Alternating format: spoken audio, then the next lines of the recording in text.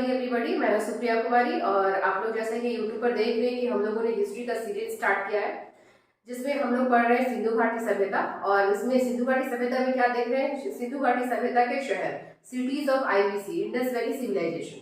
तो देखिए 8 शहर हम लोग देख चुके हैं और अब हम लोग ये देखेंगे 9 नंबर। 9 नंबर में क्या है, धौलावीरा। तो देखिए जैसा कि धौलावीरा, धौलावीरा का मतलब क्या होता है, सफेद कुआं। धौलावीरा का मतलब ये सफेद कुआं, ठीक है। तो धौलावीरा में क्या क्या मिला है हम लोग देखते हैं। तो धौलावीरा में जो टीला है, उनका जो नगर का जो टीला होता था, तो उस टीले पे एक बड़ा कुआं मिला है ना, जिसलिए इसका नाम क्या पड़ा है, धौलावीरा पड़ा है। कुएं मिलने की, टीले पर एक पुराना कुआं मिला है, कुएं मिलने की वजह से इसका नाम क्या पड़ा है, धौलावीरा पड़ा है। फिर हम लोग देखते हैं और क्या मिला है, यहाँ घोड़े का अवशेष मिला है और पशु की छोटे कांसे की मूर्ति मिली है। घोड़ा का अवशेष मिला और पशु का मूर्ति मिला, किसका, कांसे का बना हुआ। और क्या मिला, यहाँ से अभिलेख मिला है। अभिलेख समझ रहे हैं ना, पत्थर का ऐसे टुकड़े पे लिखा हुआ कुछ कुछ, तो अभिलेख मिला है। अभिलेख में क्या है, 9 वर्ण है ना, 9 लेटर्स है उस अभिलेख में, ठीक है। उस अभिलेख में 9 लेटर्स है जिसमें कि प्रत्येक की लंबाई 37 सेंटीमीटर और चौड़ाई 27 सेंटीमीटर है। और वो लिखा किससे गया है, सफेद पदार्थ से, मतलब हो सकता है चूना होगा, हो सकता है जिप्सम होगा, सफेद पदार्थ के कटे हुए टुकड़ों से लिखा हुआ है उस पर, ठीक है। तो अभिलेख कैसा मिला है, अभिलेख जो है आपका, अभिलेख में क्या है, 9 लेटर्स है। अभिलेख इसमें क्या है, 9 वर्ण है, 9 वर्ण है, 9 लेटर्स है इस अभिलेख में। और ये जो 9 अक्षर है वो कैसे लिखे हुए हैं, तो ये जो 9 अक्षर है उसमें प्रत्येक की लंबाई और चौड़ाई कितना है, 37 सेंटीमीटर और 27 सेंटीमीटर। प्रत्येक वर्ण की लंबाई है ना, प्रत्येक वर्ण की लंबाई। और ये लिखी किससे गई है, तो सफेद पदार्थ है ना, सफेद पदार्थ के कटे हुए टुकड़ों से, है ना, या चूना का टुकड़ा होगा या फिर जिप्सम का टुकड़ा होगा, उससे लिखा हुआ है इस अभिलेख में। ये 9 के 9 अक्षर है ना, सभी वर्ण सफेद पदार्थ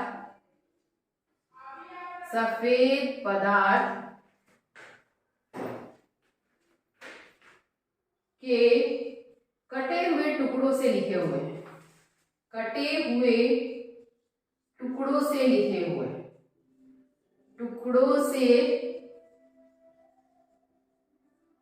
लिखे हुए हैं, ठीक है।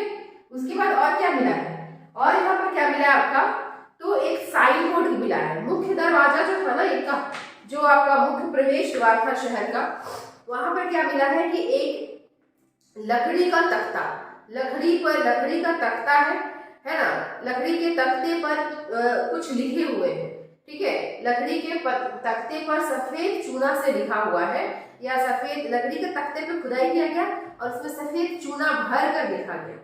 कितने अक्षर है, 10 अक्षर है। सफेद चूना भरकर 10 अक्षर लिखे हुए हैं। और ये जो जैसे नेम प्लेट हम लगाते हैं ना अपने घर पे, वैसे ही। तो ये साइन बोर्ड कहाँ था, जो इनका मुख्य प्रवेश द्वार था शहर का, वहीं पर गिरा हुआ मिला है ना। तो मुख्य प्रवेश द्वार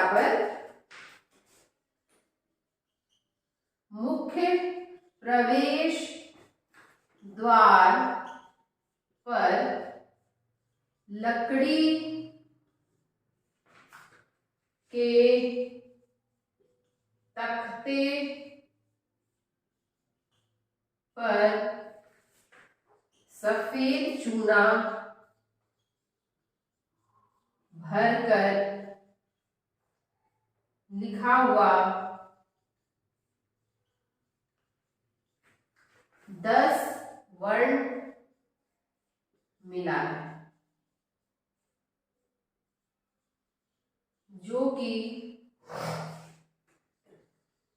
एक साइन बोर्ड है, एक साइन बोर्ड है। और इसमें भी प्रत्येक की लंबाई वही आपका 37 सेंटीमीटर और 27 सेंटीमीटर है। प्रत्येक वर्ण की लंबाई वही 37 सेंटीमीटर और 27 सेंटीमीटर है, ठीक है। उसके अलावा और क्या मिला है, यहाँ पर एक स्टेडियम मिला है। स्टेडियम और कहीं नहीं मिला है, यही मिला है। एक स्टेडियम मिला है। स्टेडियम के बाद एक पानी की बहुत बड़ी टंकी मिली है, यानी कि ये लोग पानी को स्टोर करके रखते होंगे सिंचाई वगैरह के लिए या यूज के लिए। और उस जो टंकी मिली है पानी की, उसकी क्षमता कितना है, तो 25 लाख घन मीटर। उसकी क्षमता है 25 लाख घन मीटर, है ना। तो क्या है आपका, एक और क्या मिला है, स्टेडियम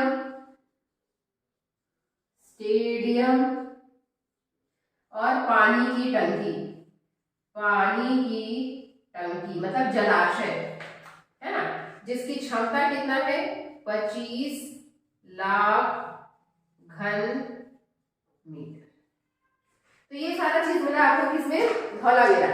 एक बार आप देखते हैं धौलावीरा। धौलावीरा का मतलब क्या होता है, सफेद कुआं। धौलावीरा में टीले के पास एक पुराना कुआं मिला है, जिसकी वजह से इसको हम धौलावीरा कहते हैं। और यहाँ क्या मिला, घोड़े के अवशेष मिला है और पशु की छोटे कांसे की मूर्ति मिली है। फिर क्या मिला है, एक अभिलेख मिला है। उस अभिलेख में क्या है, 9 वर्ड है, और 9 वर्ड किससे लिखे हुए, सफेद पदार्थ के कटे हुए टुकड़ों से लिखे हुए। फिर क्या मिला है, एक साइन बोर्ड मिला है, जो कि मुख्य प्रवेश द्वार पर गिरा हुआ था। ये साइन बोर्ड किससे बना है, लकड़ी पर खुदाई किया हुआ है और उसमें सफेद चूना भरकर लिखा हुआ है। और इस साइन बोर्ड में टोटल 10 लेटर्स हैं और प्रत्येक लेटर की लंबाई वही 37 सेंटीमीटर, चौड़ाई 27 सेंटीमीटर। फिर क्या मिला, यहाँ एक स्टेडियम मिला है। स्टेडियम के बाद और क्या मिला है, यहाँ एक पानी का बहुत बड़ा टंकी या जलाशय मिला है, जिसकी क्षमता 25 लाख घन मीटर है, यानी कि इसमें 25 लाख घन मीटर क्या है, पानी रख सकते हैं, है ना। तो इस तरह की चीजें यहाँ पर मिली है, कहाँ, धौलावीरा। चलिए हम लोग 10वां नंबर देखते हैं। 10वां नंबर में क्या आपका, बनवाली, है ना। 10वां नंबर का नाम क्या है, शहर का बनवाली। ये कहाँ है, ये हरियाणा के हिसार जिले में सरस्वती नदी के किनारे। हरियाणा के हिसार जिले में सरस्वती नदी के किनारे ये आपका बनवाली मिला है। बनवाली की खुदाई की गई है। यहाँ क्या क्या मिला है, तो देखिए यहाँ उत्तम किस्म का जौ मिला है, बहुत अच्छे किस्म का जौ मिला है यहाँ पर। और साथ ही क्या मिला है, मिट्टी का बना हुआ हल मिला है। उत्तम किस्म का जौ और मिट्टी का बना हुआ हल मिला है। साथ ही यहाँ पर जल निकासी का अच्छी सुविधा नहीं थी, है ना, जल निकासी का अभाव है यहाँ पर। तो देखिए बनवाली में क्या, बनवाली कहाँ मिला, हरियाणा के हिसार जिला, हरियाणा के हिसार जिले में सरस्वती नदी के किनारे, सरस्वती नदी के किनारे,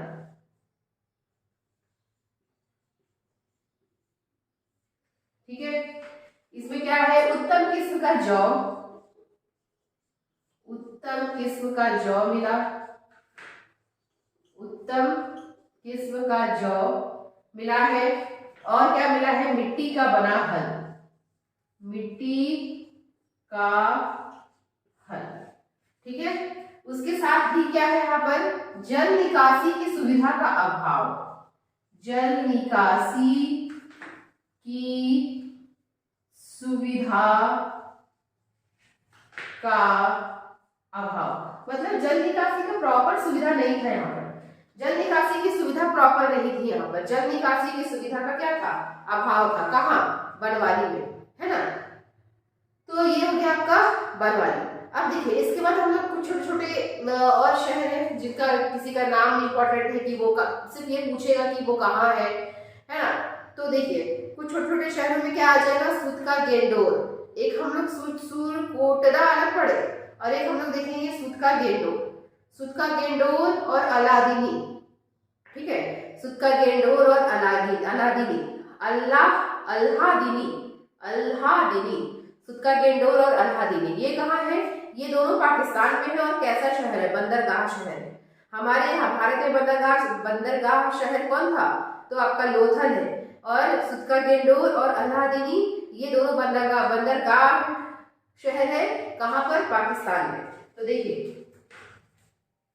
10 के बाद देखते हैं, सूत का गेंडोर और अल्हादीनी, ये क्या है, पाकिस्तान में स्थित बंदरगाह शहर, पाकिस्तान में स्थित बंदरगाह शहर।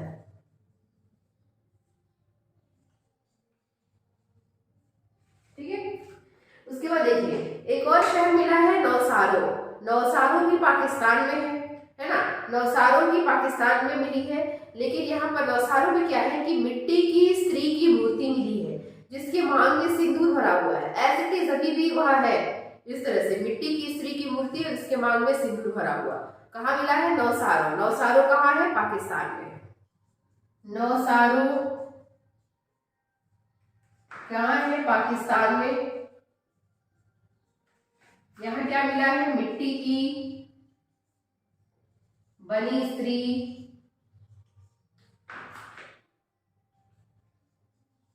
के मांग में सिंदूर भरा हुआ।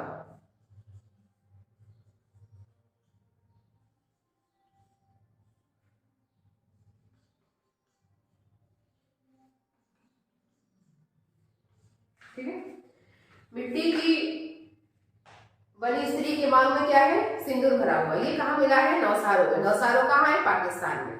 ठीक है, उसके बाद क्या है? एक राखी गढ़ी। राखी गढ़ी कहाँ है?